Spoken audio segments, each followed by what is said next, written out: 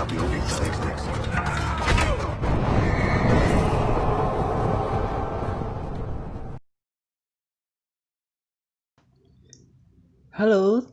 para film lovers dimanapun Anda berada. Selamat datang di channel saya. Semoga Anda semua merasa terhibur dengan konten saya ini. Kali ini saya akan meringkas film yang berjudul Sherlock Holmes yang diproduksi tahun 2009. Film ini disutradari oleh Guy Ritchie yang diangkat dari novel karya Sir Arthur Conan Doyle. Sorry ya guys kalau salah penyebutan, maklum kebanyakan makan singkong. Oke, lanjut. Untuk pemeran utamanya sendiri nggak asing di telinga kita, yaitu Robert Downey Jr. yang merupakan mantan Iron Man. Lanjut. Oke, sebelum kita mulai, kita intro terlebih dahulu ya guys. Jangan lupa kencangkan sabuk pengaman, siapkan cemilan, dan siap menonton.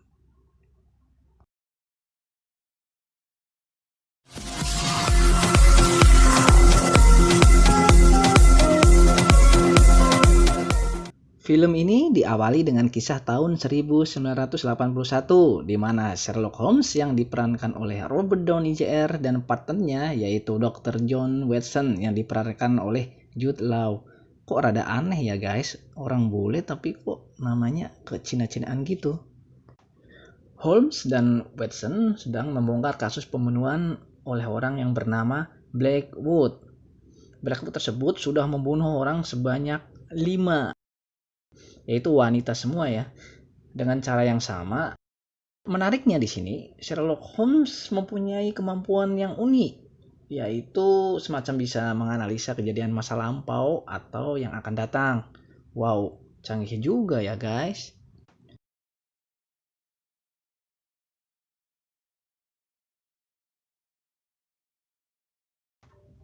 Beberapa titik organ vital orang tersebut menjadi sasaran empuk bagi Holmes. Layaknya seorang ahli bela diri profesional, Holmes mengalahkannya dengan sangat mudah.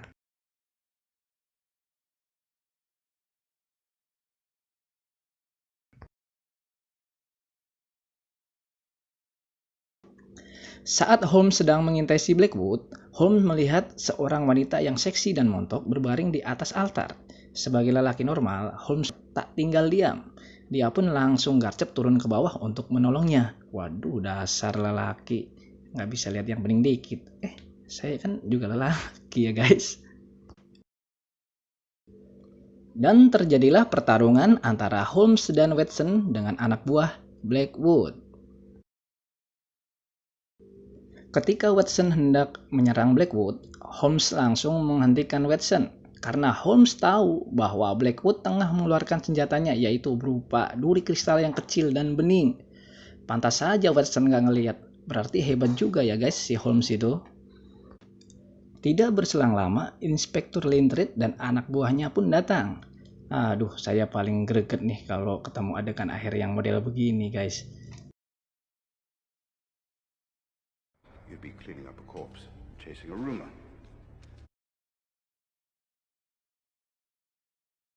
Tiga bulan kemudian, di saat Watson sedang ngobrol dengan Kapten Phillips, kebiasaan aneh Holmes terhadap eksperimennya pun cukup mengganggu Watson.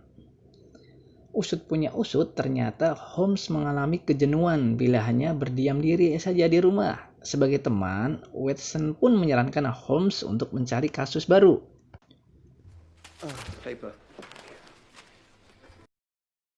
Di saat bersamaan, Watson meminta Holmes untuk ikut makan malam bersama Watson dan tunangannya, yaitu yang bernama Mary.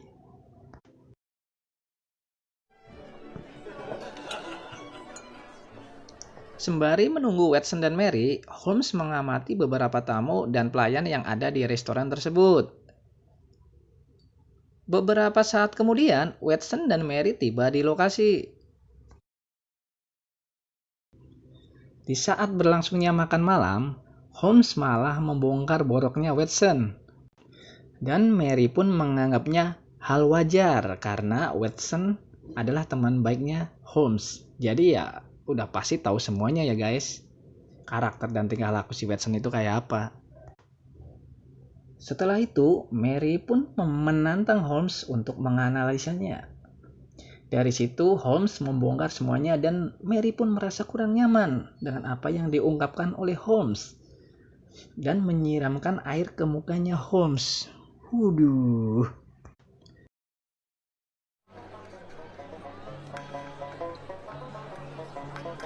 Adegan berpindah ke arena pertarungan yang dimana Holmes ikut dalam pertarungan itu.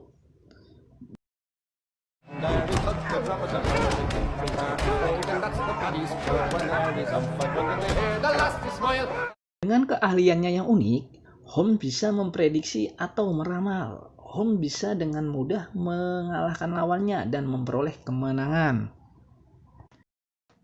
Melalui kemampuan prediksinya, Holmes melumpuhkan orang tersebut dengan cepat, tepat, dan akurat. Coba kalau saya punya keahlian seperti itu. Jada-jada bohai pasti pada takluk semua, guys. Buset, itu mulut dipukul bisa sampai monyong begitu ya, guys. Bener-bener totalitas banget. Serangan bertubi-tubi yang dilancarkan oleh Holmes membuat orang tersebut tidak mampu membalas serangan. Hingga pada akhirnya Holmes melumpuhkan orang tersebut menggunakan tendangan terakhirnya.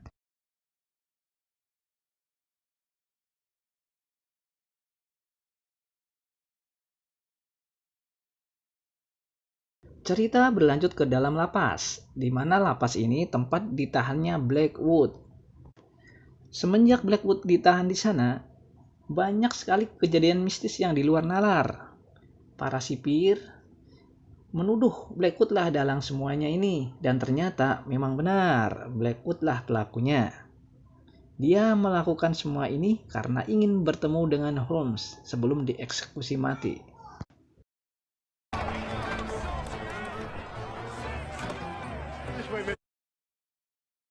Setibanya Holmes di tempat tahanannya si Blackwood, dia melihat banyak sekali gambar dan coretan dinding yang dibuat oleh Blackwood.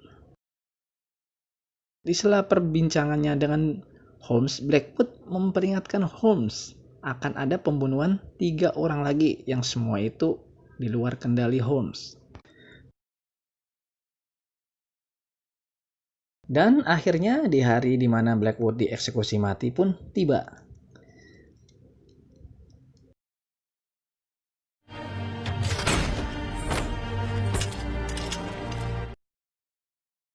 Di saat Holmes tertidur pulas, dia dikejutkan dengan kedatangan seorang perempuan yang bernama Irene Adler, di mana perempuan itu ternyata bertujuan untuk memberikan pekerjaan kepada Holmes, ya semacam kasus baru gitulah untuk mencari seseorang.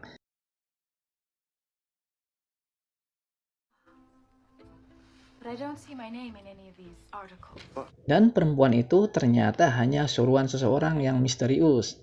Tapi bukan Holmes namanya kalau tidak mengetahuinya. Holmes membuntuti wanita tersebut dengan menyamar menjadi seorang pengemis tua bangka.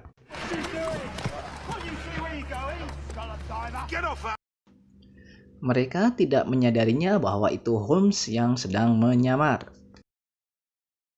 Ketika Holmes dan Watson sedang berbincang-bincang, mereka dikejutkan dengan kedatangannya ajudan Inspektur Lestrade yang membawa kabar bahwa Blackwood telah bangkit kembali dari kubur. Idih, serem ya guys.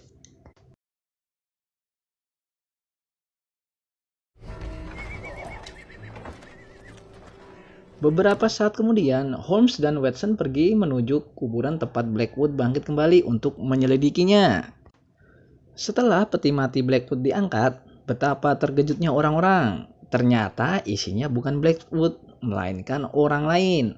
Di saat yang lain lengah, Holmes mengambil sebuah jam dari mayat tersebut.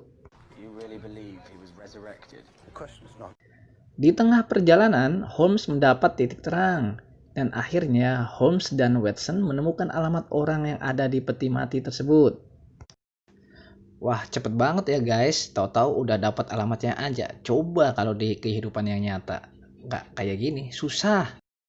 Dan tentu saja saat Holmes tiba di rumah si mayat tersebut, Holmes langsung mencari barang bukti. Dengan keahliannya yang unik, Holmes menebak kejadian masa lalu dari beberapa barang yang dilihatnya. Holmes menemukan beberapa kodok mati yang dijadikan sebagai objek penelitian. Sedangkan Watson menemukan sebuah informasi yang terdapat pada kertas gosong. Kemudian, Watson berhasil mengekstraknya pada kertas yang baru. Mereka berlanjut ke ruang utama untuk mencari barang bukti lainnya.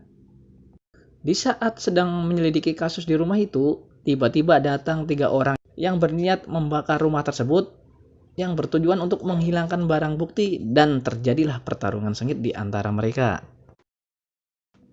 Dalam pertarungan itu, Holmes sempat terpojok dan dicekik. Saat dicekik, Holmes mengambil sebuah tongkat besi yang ternyata tongkat tersebut mempunyai arus listrik, yang bila mana ditempelkan pada tubuh manusia, tubuh tersebut akan terpental. Pertarungan dimenangkan oleh Holmes dan Watson, akan tetapi ada satu orang yang berhasil kabur yang kemudian dikejar oleh Holmes. Saat loncat dari atas untuk mengejar salah satu orang yang kabur tersebut, Holmes malah jatuh tersungkur. Emang lu pikir masih Iron Man yang bisa terbang? Kacau dah. Pelarian orang tersebut pun berakhir di sebuah workshop pembuatan kapal kayu yang cukup besar. Nggak tahu nih kayu atau besi nih ya guys. Holmes sempat berhasil mengorek sedikit informasi dari orang tersebut.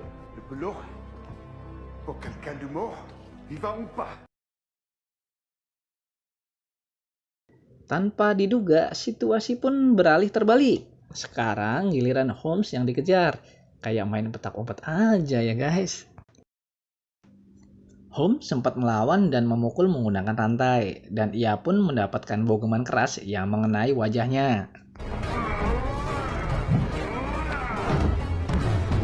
Di sisi lain, Watson telah sampai di lokasi. Saat hendak kabur, Holmes dilempar rantai yang cukup besar hingga kepalanya terbentur besi yang mengakibatkan Holmes pingsan dan tergeletak di jalur pelepasan kapal.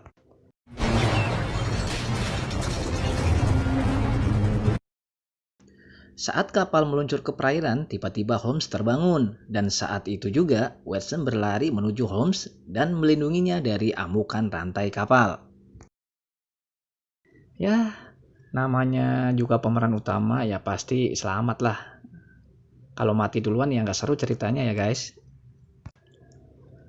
Setelah kejadian itu, Holmes dan Watson ditahan.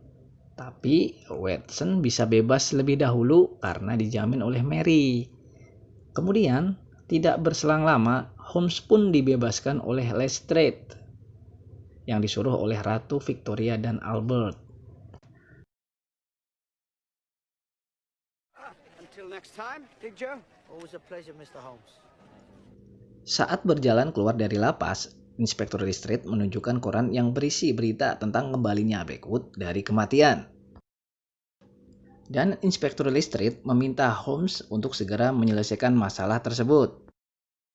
Holmes dibawa dengan ditutup matanya, mungkin biar nggak tahu jalannya kali ya guys.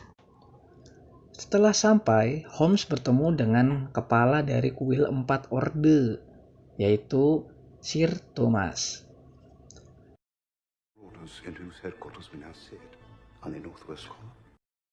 Holmes dikenalkan dengan Duta Besar Standish dan Lord Coward. Dan di sini pun terbongkar semuanya bahwa Blackwood itu adalah anak dari kepala kuil 4 Orde tersebut, yaitu anak dari Sir Thomas. Kemudian dia menceritakan bahwa Blackwood membawa kutukan. Mereka terus membujuk Holmes agar mau bekerja sama dengan mereka.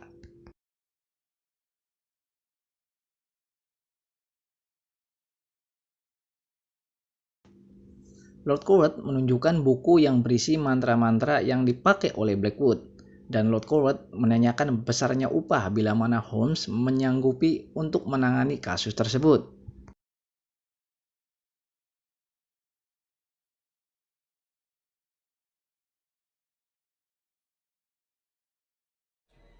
If the rest of his family's dead, how long do you expect to survive?